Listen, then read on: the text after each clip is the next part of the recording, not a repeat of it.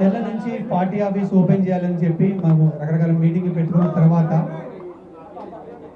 మొన్న మనం ఇది మున్సిపల్ కార్పొరేషన్ ఎలక్షన్స్లో మేము పోటీ చేయడం జరిగింది. ఒక 331 మందికి బీఫామ్స్ ఇచ్చాము. అప్పటి నుంచే మేము పార్టీ ఆఫీస్ ఓపెన్ చేయాలని చెప్పి ప్లాన్ చేస్తున్నాము. బట్ అంతేగాని ఇదేదో లాస్ట్ 2-3 వారాల్లో జరిగిన వాటి వల్ల కాదు ఇది.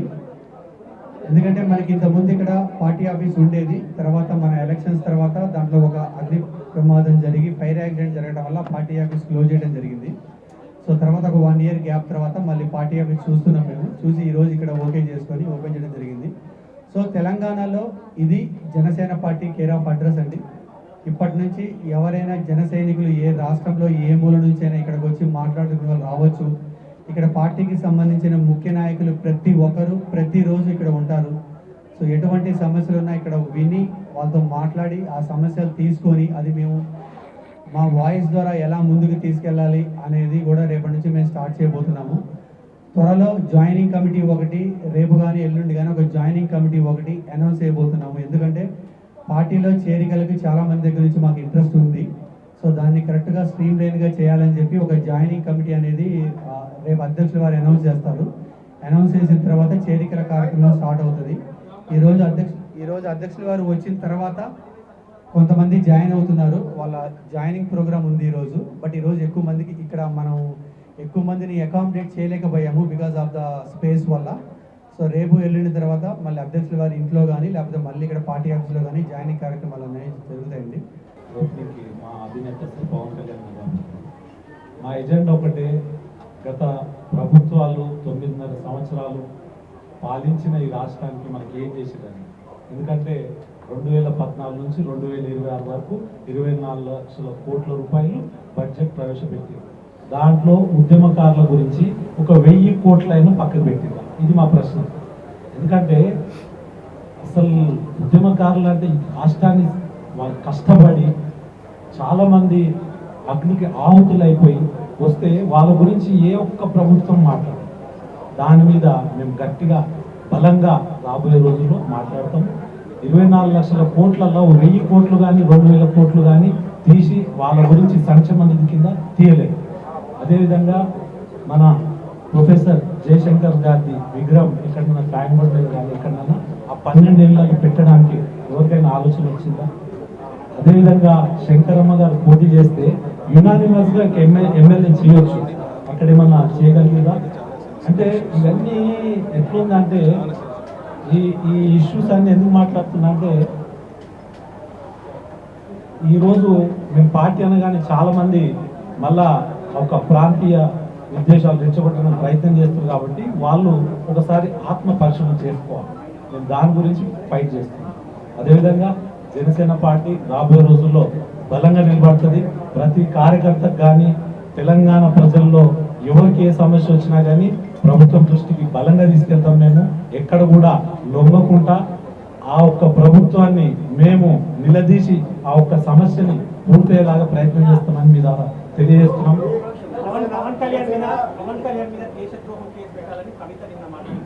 ఆమె ఆల్రెడీ ఏది మన అక్కడ జైల్లో ఉండొచ్చింది కదా, ఆమె ఏం పేరు టిఆర్ జైల్లో. అవన్నీ మనం మాట్లాడడం లేదు. ఎందుకంటే చెప్తుంటారు చాలా మంది ఒక నిజాయితీ పరుడు రాజకీయాలలో వచ్చినప్పుడు ఇటువంటి అంశాలు వస్తుంటాయి.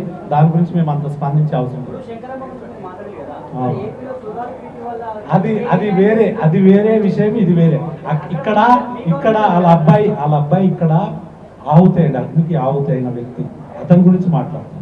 ఆ సబ్జెక్ట్ వేరు, ఈ సబ్జెక్ట్. దయచేసి దీన్ని కంపేర్ చేయండి ప్లీజ్. నెక్స్ట్ మీరు రాబోయే రోజుల్లో చూస్తారు. మా నాయకుడు ఒక కమిటీ చేసిన తర్వాత మేము ఏ రకంగా ముందుకు వెళ్తామని తెలియజేస్తాం. కాదు, ఇప్పుడు మా ప్రయత్నం మేము చేసుకుంటూ వెళ్ళిపోతుంటాం. మొన్న మేము ఇండిపెండెంట్గా పోటీ చేసినాం. చాలా చోట్ల 300 చోట్ల ఇండిపెండెంట్ పోటీ చేస్తే కొన్ని చోట్ల గెలవడం జరిగింది, కొన్ని చోట్ల సెకండ్ ప్లేస్ రావడం జరిగింది.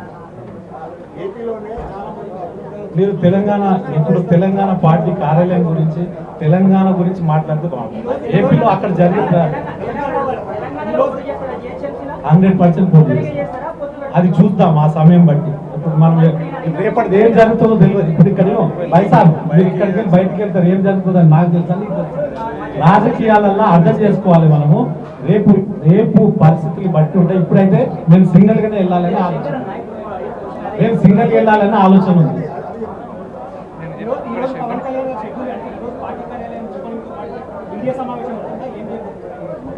యాక్చువల్గా ఈరోజు మనకి 12:30కి రావాల్సి ఉంది, కానీ వచ్చినప్పుడు మీడియా సమావేశం అనేది ఉంది మన దాంట్లో ఎజెండాలో. కాకపోతే మీకు లేట్ అవుతుందని దానివల్ల ఇప్పుడు మనం మీడియా సమావేశం ఇప్పుడు ఏర్పాటు చేయడం జరిగింది. సో కాబట్టి దానివల్ల మీడియా సమావేశం ఉండకపోవచ్చు. ఆయన వచ్చేసి జస్ట్ రిబ్బన్ కట్ చేసి ఫ్లాగ్ హోస్టింగ్ చేసేసి కొబ్బరికాయ కొట్టి వెళ్ళిపోతారు. కొన్ని న్యూ జాయినింగ్స్ ఉన్నాయి, అంతవరకు చేసుకొని వెళ్ళిపోతారు. ప్రస్తుతానికి అయితే స్కెడ్యూల్ అది.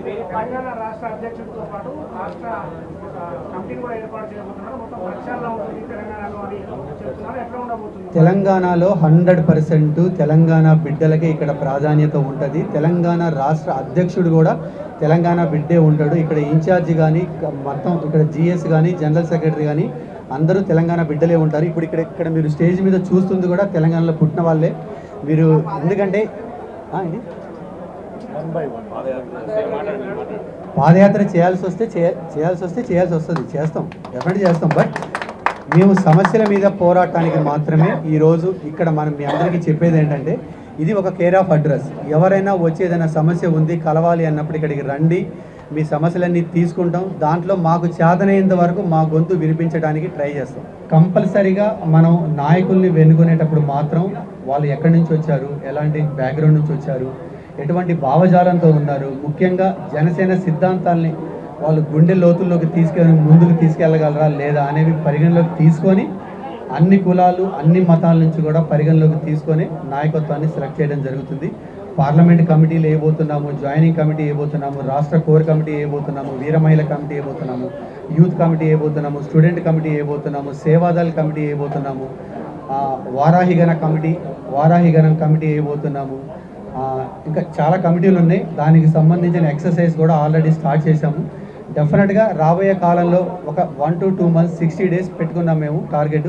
ఈ 60 daysలో మొత్తం 129 నియోజకవర్గాల్లో ప్రతి దగ్గర కూడా ఒక నియోజకవర్గ ఇన్ఛార్జితో పాటు డిస్ట్రిక్ట్ కమిటీలు అన్నీ పూర్తి చేస్తాం.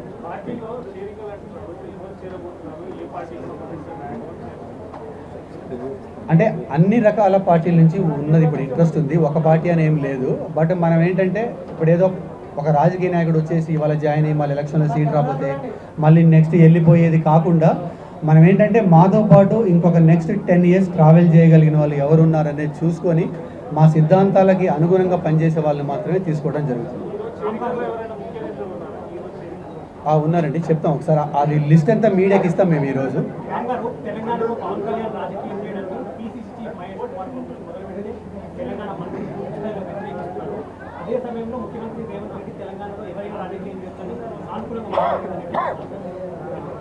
రేవంత్ రెడ్డి గారికి అవగాహన ఉంది కాబట్టి ఆయన అలా మాట్లాడుతున్నారు. వీళ్ళందరికీ ఏంటంటే భయం.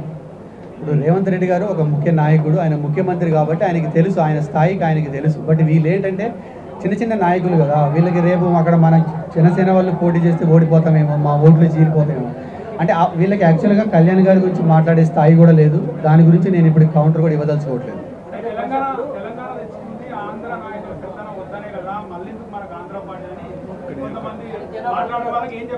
ఒకటే చెప్తున్నా, ఇదే మాట మీరు మాట్లాడాలంటే ఫస్ట్ మీరు మాట్లాడాల్సింది కాంగ్రెస్తో మాట్లాడాలి. అవునా?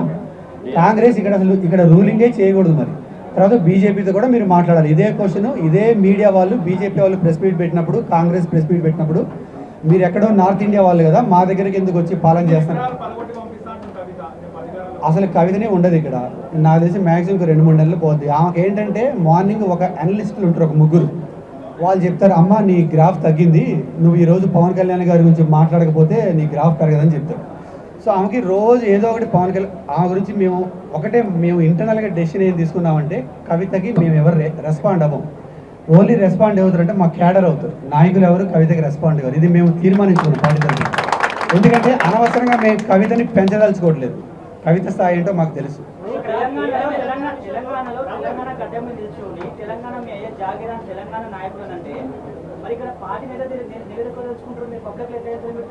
తెలంగాణ నాయకులు అనలేదు, ఎవరైతే మాట్లాడుతున్నారో వాళ్ళని అన్నారు. ఆయన అందరిని అనలేదు. మా జాగీర్ కదా తెలంగాణ, మా జాగీర్ కదా. మా జాగిరే కదా, మా అయ్య జాగిరే బాస్, మా అయ్య జాగిరే కదా, మా అయ్య జాగిరు తెలంగాణ, మా అయ్య జాగిరే. ఒకరిని స్పెసిఫిక్ ఒక్క పర్సన్ అన్నాడు ఆయన. ఆయన ఏమంటే నీ అయ్య జాగిరి కాదు, నా నాయకుల జాగిరి కూడా మా ఇది. తెలంగాణ అయ్య జాగిరే. ఏది తెలంగాణ? నేను తెలంగాణ ప్రజనే కదా, నాకు హక్కు లేదా? కాదు, నేను తెలంగాణ వాళ్ళేగా, మా అధ్యక్షులు తెలంగాణ వాళ్ళేగా, అందరూ తెలంగాణ వాళ్ళే కదా.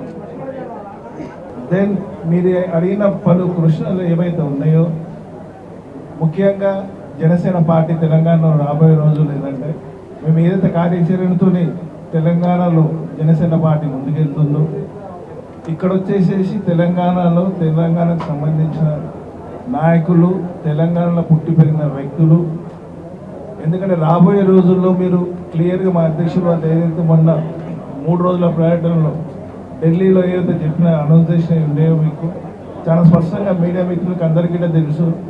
ఎందుకంటే జనసేన పార్టీ అయినా కానీ ఆల్రెడీ ఉన్నటువంటి భారతదేశంలో ఏవైతే పార్టీలు ఉన్నాయో నేషనల్ పార్టీగా, ఏవైనా ఒక రోజు ప్రతి పార్టీ ఒక రాష్ట్రంలో పుట్టిన పార్టీలే ఒక్కసారి రాష్ట్రంలో ప్రాంతీయ పార్టీగా పుట్టి ఎలక్షన్లలో పోటీ చేసుకుంటూ మొత్తం దేశం మొత్తం విస్తరించి ఈరోజు నేషనల్ పార్టీకి ఎదిగిన పార్టీలే. అందులో భాగంగానే ఏదైతే మేము 2014లో ఉమ్మడి ఆంధ్రప్రదేశ్లో ఉన్నప్పుడు ఇక్కడ తెలంగాణలో పుట్టిన పార్టీ జనసేన పార్టీ. మేము దాని తర్వాత 14 ఎలక్షన్స్ కంటెస్ట్ చేయకుండా కానీ 19లో చేసినాం. దాని తర్వాత అక్కడ టైం తీసుకున్నాక ఆంధ్రాలో సెటిల్ అయినాక ఇప్పుడు నెక్స్ట్ వచ్చేసేసి ఇక్కడ తెలంగాణ మీద ఇక్కడ కాన్సన్ట్రేట్ చేసుకుంటూ ముందుకెళ్ళాలన్నది మా పార్టీ యొక్క ప్రణాళిక. దీనికి అనుగుణంగా రాబోయే రోజుల్లో ఇప్పుడు మన ఏదైతే ఢిల్లీలో జరిగిందో మీరు చూసిండ్రు, సుమారుగా ఒక 5-6 రాష్ట్రాల నుంచి కూడా కొంతమంది నాయకులు వచ్చి అక్కడ ఆ మీట్లో గిట్ట మేము స్పష్టంగా మా అధ్యక్షుల వారి గిట్ట చెప్పడం జరిగింది. ఎందుకంటే ఇక్కడ రావద్దు అంటే ఏ రాష్ట్రానికి పోవద్దు, ఒక రాష్ట్రానికి సంబంధించిన నాయకులు ఇంకో రాష్ట్రానికి పోవద్దని మన రాజ్యాంగంలో లేదది. భారతదేశంలో పుట్టినటువంటి వాళ్ళు ఎక్కడైనా కానీ ఏ రాష్ట్రంకైనా పోయి కాన్ఫరెన్స్ చేయొచ్చు. ఇవన్నీ మనకు అందరికి తెలిసినాయి. ఎందుకంటే కొంతమంది కావాలని న్యూస్లో ఏదో వారి ఉనికి చాటు గురించో ఇంకో దాని గురించో మాట్లాడుతూ ఉంటారు. ఈ సహజంగా జరుగుతూనే ఉంటాయి. ఇవన్నీ మేము పెద్ద అవన్నిటిని పట్టి తెచ్చుకోము. మేమనేది నాయకులకు ఇక్కడ ఏదైతే తెలంగాణ రాష్ట్రంలో ఉన్నటువంటి నేషనల్ పార్టీస్ ఉండొచ్చు, రీజనల్ పార్టీస్ ఉండొచ్చు, ఏ ఇతర పార్టీకి సంబంధించిన నాయకులు ఎవరైనా ఏది మాట్లాడినా కానీ మేము నాయకుల గురించి మేము పట్టించుకునేది కాదు. ఎందుకంటే మనకు ఏదైతే రాజ్యాంగం కల్పించినటువంటి హక్కు ఎక్కడ ఎవరు పోటీ చేసినా కానీ స్వాగతించాలి. అది ప్రజలు నిర్ణయిస్తారు. ఎవరు ఏ పార్టీని ఏ రాష్ట్రంలో పోయినా కాంటెస్ట్ చేసినా కానీ ఆ పార్టీని రిసీవ్ చేసుకోవాలా లేదా అనేది అక్కడ నాయకుడు కాదు, అక్కడ ఉన్న ప్రజలు, ఆ రాష్ట్రంలో ఉన్నటువంటి ప్రజలు నిర్ణయిస్తారు. రాబోయే రోజుల్లో చూద్దాం ఏ పార్టీని ఎట్లా ప్రజలు రిసీవ్ చేసుకొని ఏ విధంగా మాట్లాడతారని చూద్దాము. ఇప్పుడు మేము ఈరోజు ఈ కార్యాలయం ద్వారా ఏంటంటే మీ అందరితో ఒక మంచిగా వాతావరణంలో 4 మాటలు మాట్లాడుకుందాం, షేర్ చేసుకుందాము. మా కార్యకర్తలు మీ ద్వారా కార్యకర్తలకు తెలంగాణలో ఉన్నటువంటి కార్యకర్తలు ప్రతి ఒక్కరికి, ఎందుకంటే ఇక్కడ ఉన్న అతి కొద్ది ప్లేస్లో అందరు చాలా మంది వేలాది మందిగా లక్షలాది మందిగా ఉన్నటువంటి, ఎందుకంటే క్రియాశీల ఏదైతే మెంబర్షిప్ డ్రైవింగ్ జరిగిందో more than 1 lakh జరిగిందంటే అందరు ఇక్కడ రావాలి, స్పేస్ కావాలంటే కన్వీనెంట్ కాదు. అందుకని మీ అందరినీ కోరేది ఒకటే, మీ మీడియా మిత్రులందరినీ పేరున మా కార్యకర్తలకు అందరికీ మా సందేశం ఏదైతే ఉందో, రాబోయే రోజుల్లో జనసేన పార్టీ తెలంగాణలో చాలా బలంగా యాక్టివ్గా ముందుకెళ్తుందని చెప్పేసి ఎవరైతే యువతలు కానీ కొత్త జాయినింగ్స్ ఇప్పుడు ఏవైతే ఉంటాయో ఇతర నాయకులు కానీ మేధావులు కానీ ఎవరైనా కానీ ఒక మంచి ప్లాట్ఫామ్ అనేది వాళ్ళకు జనసేన పార్టీ ద్వారా మేము కలిగేయాలని చెప్పేసి వాళ్ళకి ఇవ్వాలనే ఆపర్చునిటీస్ అనేవి ముందు నుంచి మా అధ్యక్షులు వారు చెప్తూ ఉంటారు. అదే రేపొద్దున మెయిన్ ఎజెండా తెలంగాణలో పెట్టుకొని పార్టీ ముందుకెళ్తుందని మీ ద్వారా ప్రతి ఒక్కరికి తెలియజేసుకుంటూ ఈసారికి ఈ మీడియా సమావేశం ఇంతతో మనం క్లోజ్ చేసుకుందాం. ఒక తల్లి ఆవేదన మాట్లాడాలి. అంకర్ రవి అనే ఒక స్టూడెంట్ ఏపీలో చనిపోయాడు, రాహుల్ అనే వ్యక్తి చనిపోయాడు. మరి ఇంతవరకు తెలంగాణ జనసేన నాయకులు మరి ఎందుకు స్పందించట్లేదని నా క్వశ్చన్. దానికి సంబంధించిన ఏవైతే ఉందో అక్కడ ఆంధ్రప్రదేశ్లో మీరు అంటున్నారు, ఆంధ్రప్రదేశ్ సంబంధించిన గవర్నమెంట్ దాన్ని దానికి సంబంధించిన గవర్నమెంట్ అక్కడ కూటమి గవర్నమెంట్ ఉంది. దానికి అనుగుణంగా కొంచెం టైం తీసుకొని వాళ్ళు ఏ విధంగా దాన్ని ఇన్వెస్టిగేషన్ చేస్తారో తప్పకుండా నేను అనుకుంటున్నాను. యాక్చువల్గా నాకు తెలిసి ఆల్రెడీ కన్సర్న్ డిపార్ట్మెంట్ కానీ పోలీస్ శాఖ వాళ్ళు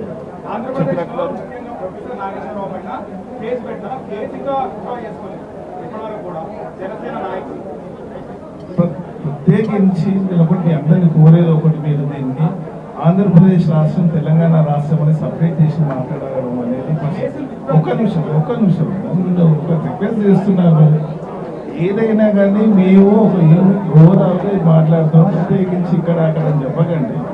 డెఫినెట్గా ఏదైతే మీరు అన్నారో కేసు అక్కడ ఉన్నది ఆల్రెడీ మా అధ్యక్షులు వారు చెప్పారు, విత్డ్రా చేసుకుని కేసుల దాకా అవసరం అనేది కరెక్ట్ కాదు అని చెప్పేసి మాకు సూచన చేసిండ్రు. అలాంటివి ఏమైనా ఉంటే తప్పకుండా మేము అనేది దాన్ని ఇనిషియేట్ తీసుకొని, ఒకవేళ జనసేన నాయకులు అయితే పెట్టిన వాళ్ళు జనసేన నాయకులు అంటే మా పార్టీ తరఫు నుంచి రిక్వెస్ట్ చేసి అవి విత్డ్రా చేస్తాం.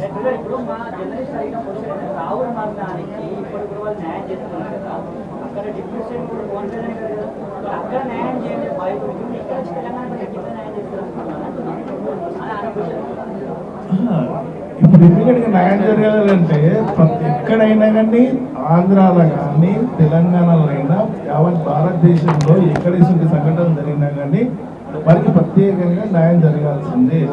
ఒక్కొక్క కేసు ఒక దాంతో కంపేర్ చేసి అక్కడ జరగలేదు ఇక్కడ ఎట్లా జరుగుతుందని ఆ విధంగా మనం కంపేర్ చేయడానికి రాదు.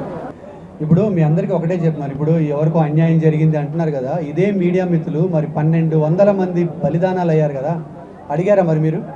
కాంగ్రెస్ నేను ఎప్పుడు వినలేదే. కాంగ్రెస్ని అడిగారా? బీఆర్ఎస్ని 10 సంవత్సరాలు అడిగారా? మరి అడగరు. అంటే మీకు పవన్ కళ్యాణ్ అంటే ఒక ఏదో అడగాలి, ఎవరో చెప్పారు అడగాలి. ఐ రెస్పెక్ట్ మీడియా, చదువుకున్న వాళ్ళు, మీడియా వాళ్ళు చాలా చదువుకున్న వాళ్ళు. మీడియా వాళ్ళు కూడా రాజకీయాల్లోకి రావాలి అని కోరుకునే ఒకే ఒక వ్యక్తి పవన్ కళ్యాణ్ గారు. చదువుకున్న వాళ్ళు, మీడియాలో ఉన్న వాళ్ళు, ఐఏఎస్లు, ఐపీఎస్లు, కొత్త తరం రాజకీయాల్లో ప్లీజ్ దయచేసి అది ఎంకరేజ్ చేయండి. అంతేగాని కాంట్రవర్సీలు, మేము తెలంగాణ బిడ్డలం, మాకు ఇక్కడ అన్ని హక్కులు ఉన్నాయి, మమ్మల్ని ఆపే దమ్ము ధైర్యం ఎవరికి లేదు. జనసేన పార్టీ ఇక్కడ ఉండబోతుంది, ఇక్కడ వెళ్ళబోతుంది ముందుకి. కాంట్రవర్సీ క్వశ్చన్లు అడిగితే కాంట్రవర్సీ ఆన్సర్లు వస్తాయి. మనం ఈరోజు చాలా మంచి ఆనందకరమైన వాతావరణంలో కలుసుకున్నాం. పార్టీ ఆఫీస్ ఓపెన్ అయింది. పాపం 1,00,000 మంది సభ్యత్వాలు తీసుకున్నారు. వాళ్ళందరూ రాలేకపోయారు, కొంతమంది వచ్చారు. ఉన్న దాంట్లోనే స్పేస్ ఇస్తున్న వాళ్ళకి. సో దయచేసి మీడియా మిత్రులందరికీ మరొకసారి నేను ధన్యవాదాలు తెలుపుకుంటూ థ్యాంక్ యూ సో మచ్. ఏదన్నా మా వరకు తప్పు జరుగుంటే ప్లీజ్ క్షమించండి ప్లీజ్.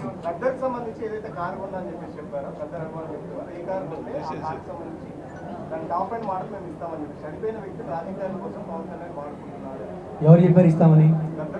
అది ఎవరు ఇస్తామని ఎవరన్నారు? అది ఎవరు ఇస్తామని ఎవరు చెప్పారు? కారు వాళ్ళ కూతురు ఈమనండి, ఫస్ట్ ఇచ్చాక మాట్లాడతా. అదే ఆమెనే ఈమనండి, ఇచ్చిన తర్వాత మాట్లాడదాం. ఏది కాదు ఇది, అది జరిగింది. ఏం జరిగిందో ఆ ఇద్దరు వ్యక్తుల మధ్య జరిగింది. అది గద్దర్ గారికి తెలుసు, మా అధ్యక్షుల గారికి తెలుసు. వాళ్ళ అనుబంధం ఎంత గొప్పదో వాళ్ళిద్దరికి తెలుసు. ఒక చనిపోయిన ఉన్నతమైన వ్యక్తి గురించి మనం ఈరోజు మాట్లాడుకోవడం మంచిది కాదు. ఆయన చెప్పాలని చెప్పలేదు. ఆ రోజు ఆయనకున్న అనుబంధాన్ని చెప్తూ ఒక మాట, ప్రతి దాన్ని రాజకీయం చేయాలంటే మరి ఇప్పుడు మీరు మాట్లాడేదాన్ని కొన్ని 100 రాజకీయాలు చేయొచ్చు. మన ఉద్దేశం అర్థం చేసుకోండి. ఆయన ఉద్దేశంలో ఆయనతో ఆయనకున్న అనుబంధాన్ని చెప్పుకుంటూ చెప్పాడు అంతే. ప్లీజ్ దయచేసి మీరు చాలా ఉన్నతమైన విలువలు కలిగి ఉన్న జర్నలిస్టులు ఇక్కడ ఉన్న వాళ్ళందరూ ప్లీజ్ దయచేసి కొత్త తరాన్ని రాజకీయాల్లో రావడానికి ఎంకరేజ్ చేయండి. చాలు, మనం చూస్తూనే ఉన్నాం. రాజకీయాల్లోకి వచ్చినప్పుడు ఎలా వచ్చారు, ఈరోజు ఒక్కొక్కరు ఏం చేస్తున్నారో చూస్తూనే ఉన్నాం. ఇంకెంతకాలం మారుద్దాం. మీరు మారితే మేము మారుతాం, మేము మారితే మనందరం మారుతాం. Please this is my request. Thank you so much.